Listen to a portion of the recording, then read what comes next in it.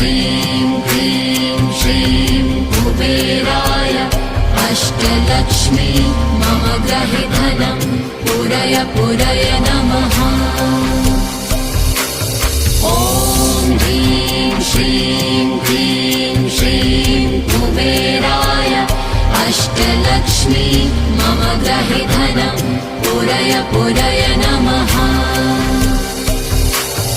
ॐ ह्रीं श्रीं क्लीं श्रीं कुबेराय अष्टलक्ष्मी मम गृहे धनं पूरय पूरय नमः।